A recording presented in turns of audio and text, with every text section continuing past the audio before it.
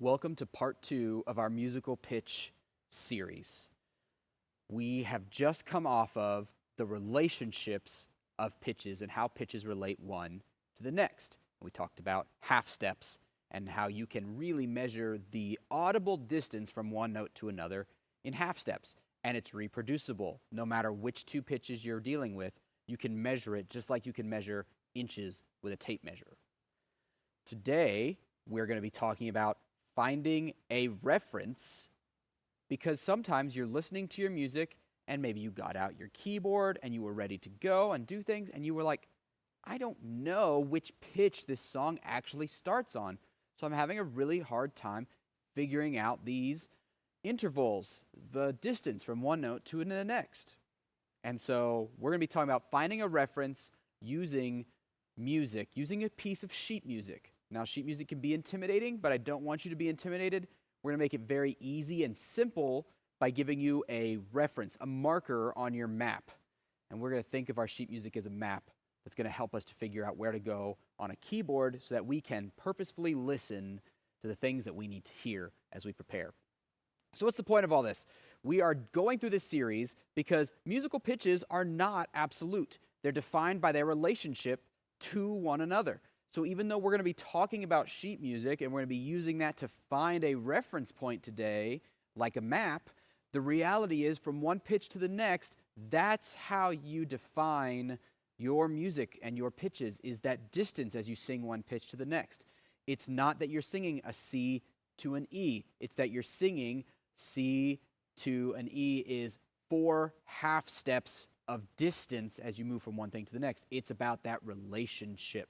One of our core values at the church is loving relationships, because our faith is all about relationships. And music is really something that God has put together well and beautifully, and it exemplifies many of the aspects of our Christian faith and how important they are, and relationships is just one of those, and that's what we're talking about. And why should I care? Why should you care about learning about musical pitch and these relationships and how to define them? And you should care because understanding our music and our songs allows us as worship leaders to better lead others to participate rather than our songs leading us. We don't want to be dragged around by our music. We don't want our music to be the boss of us, because how can we lead somebody else if we can't lead our own song? We have to understand it deeply so that way we can internalize that, so we can have freedom to express and share that with others. We want them to sing with us. All right? So here we are. How do I find a reference if I can't hear it? We're listening, there's music, we're playing it on the piano, and we just can't figure out what pitch is that guy singing right there. Now, there are some techniques that people might give you that you can do your ear training exercises we talked about from the last video. You can get used to hearing those distances, and then you can maybe happen upon one and find it. But the reality is, unless you were born with perfect pitch and then you put that to practice in a keyboard and you figured out where all those things are, that's going to be a really hard thing to do. And it's kind of an unreasonable thing to expect you to be able to do if you haven't spent 20 years being trained classically in music to be able to understand what all those different things mean. And even people who have been trained in classical music, many of them only know how to see this thing on a piece of sheet music and then apply it to mean this particular key on the keyboard or this set of fingerings on my clarinet. So you want to have a reference. You want to be able to figure out what musical things are happening. You don't want to be just locked into some piece of sheet music, and you don't naturally have the ability to hear it and find it. So we are going to use a single note on our sheet music and a single key on our keyboard. We're going to figure out where those two things line up so that way we can find anything else. Just like a map has, you might get a map as you enter a theme park, nice big star that says you are here. Then you can figure your way out around the thing. So let's figure out where is here. Where do these two things line up? All right, so this is our map. This is a staff. We call this a grand staff. You don't need to know that. Most of our music that we look at is called a lead sheet. And a lead sheet will only typically have this top half of the staff, which is called the treble clef. This is called the bass clef. But if we find one pitch on the staff and we know where it is on our keyboard, we'll be able to find every other pitch. Okay? So that particular pitch is called middle C. And it says middle C right here. I'm going to show you how to find that on your keyboard in a second. But right here, you'll see middle C is equated to these two notes. So one line above the staff on the bass clef and one line below the staff on the treble clef. This is middle C. And if you can find middle C, you can simply count the lines and spaces and go up or down, A through G, and find every other pitch. You'll see C is here, D is the next space up, E is the next line up, F is the next space up, G all the way up, and once you get to G, you reset and go to A, and you can see, even if you didn't know that those were called C, D, E, F, and G, you can know that how to find this middle C key, and you can simply count up, up, up, up, up, and go up all these white keys. As this stands, as this is written right here, this is just white keys, okay? And so you can see that this just is on repeat. You'll get to another C, you'll get to another C. And as you go down from the C, you go down one white key to the next, and then another white key to the next, another white key to the next, and so on and so forth. And so by finding where middle C is in your keyboard and knowing that this one thing right here, this one position on the staff is that key on your keyboard, you'll be able to find everything else. So let's go to the keyboard and find middle C. I'm here at my keyboard, and what I've got is the logo, the icon on my keyboard of its manufacturer. This is always where you're going to start because that's usually the middle of your keyboard. And middle C really does just mean the middle. So you find the middle of your keyboard, and you find the closest grouping of two black keys. Your black keys are arranged in a group of 2 right here, and in groups of 3 right here, with spacing in between where there's not a black key. So you find the closest group of 2 black keys, and middle C is the white key to the left of 2 black keys. And every time you see 2 black keys, the white key on the left of that, here's another 2 black keys, adds a C. And anytime you see 2 black keys up here, the white key to the left, that's a C. Those are all C's. And so the one closest to the icon, to the logo for your manufacturer of your keyboard, that's middle C. And then we can simply count up the next space. The next thing is a line. The next thing is a space. The next thing is a line. And so on. And we can just, okay, this is 1, 2, 3, 4. This one's here. This one's 1, 2, 3 down. That's there. And we can just find those relationships. This is not necessarily a fast process, especially if you're not somebody who plays piano. But remember that the point of this is not to become a great pianist.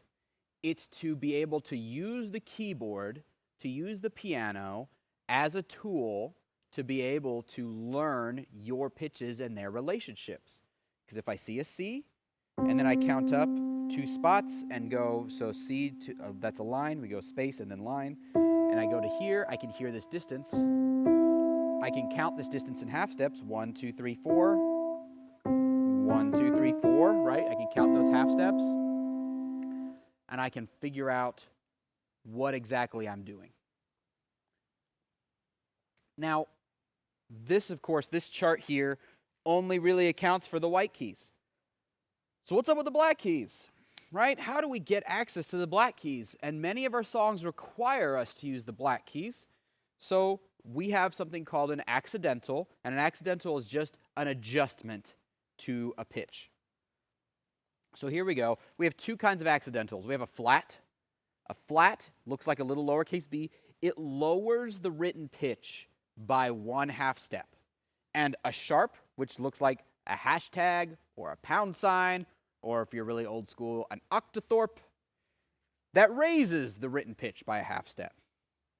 And what you'll notice is that many of these things can be called by more than one name. So this black key in between the C and the D, that's 1/2 step up from the C. So that would be a C sharp. Or this black key underneath the D would be one half step down from the D, or a D flat. And so you just have to look at what the music says, and you have to go, this is a C, there's a sharp, that means it's up a half step. These will help you figure out what you need to be playing, because maybe you need to be playing a C sharp, but instead you play a C because you didn't notice the accidental. So as you're looking at your sheet music, as you're using it as a map, right, make sure you're being attentive. And there's another thing that can happen at the beginning of the sheet music, and I'm going to go back one slide here. So here, if we're looking at the staff again, sometimes in a piece of music, at the very beginning of the music, there will be a series of flats or sharps that happen here. And that means that every time that particular note, regardless of octave, appears, it needs to be raised or lowered by a half step. We call that a key signature. And in our next video, we're going to talk more about keys and what a key is and how those things work together. But just be aware that if you see a bunch of those symbols at the front end, maybe just draw a little highlight or a little pencil mark along your line or something to let you know every time that note passes around, that needs to be a black key note. So what are some practical things that you can do, practical exercises, practical next steps for you as an individual? You're working to learn your music. You want to be able to utilize these tools. Let's start here. You could download a keyboard app on your phone. You could get the sheet music. We make all of our sheet music available on Planning Center. Every time a lead sheet is available, we buy it. As I mentioned, we're going to talk more about keys in the next video and what a key is and why that matters. But you can download a keyboard app onto your phone. You can look at your chart. You can look at the lead sheet chart, and you can find all those pitches, and you can pound them out on your phone. And again, it's not necessarily going to be fast. We're not trying to be great pianists, unless you are a pianist, and then please be a great pianist. What we're trying to do is be able to learn those relationships, to hear those intervals from one note to the next, to count them and be able to move them around like we talked about last week. Find that interval, move that interval around somewhere else, listen to it again because it's the same interval. And you could do that same thing with a whole song. Next thing you do is you can write the note names on the keys of your keyboard. If you're fortunate enough to have a full-size keyboard or even a small subset of keys like a small keyboard, but you have a physical keyboard, write the note names on them. We're not here to show off and be like, we memorized every single key on the keyboard and we can find it with our eyes closed, right? That's not what you're trying to do. You might be a singer, you might be a guitar player, whatever it is that you're doing, this is a tool for you to help you do better in the area that you actually excel in. Treat it like a tool. Modify the tool. Make it more useful to you. Write the note names down. Write C, D, E, F, G, A, B, C over and over and over and over again. So that way you always know where to go. Make your life easier. And then the next thing you can do is as you go and you find these things on your keyboard and you're finding them in your lead sheet, maybe try writing the distance down in half steps between the notes on a lead sheet. So I see a C and then I see an E. I'm going back to my keyboard here. C to an E. And I see 1, 2, 3, 4 half steps there. So I'm going to write down on my lead sheet 4 half steps. And then I'm going to go from my E to my F. Okay? And I know that I see that on my keyboard. That's 1 half step. Just write down 1 half step. And you don't have to even know that it's called C, E, or F. You just found middle C, and you just counted your lines and spaces, and you figured out how many half steps there are. Then you can go back and you can start anywhere. You can start here, and you can go up 4 half steps, and then you can go up at 1 half step, and you could do the same exact thing, and you can work on understanding and learning those relationships one pitch to the next. That's all we're going to go over for this chunk. That's about finding a reference, using the chart, and using a keyboard as tools to help you be better equipped and better understanding your music so you can lead others in it and not be led by it. The next one we're going to be doing is going to be about a key and what is a key. So stay tuned for that. See you next time.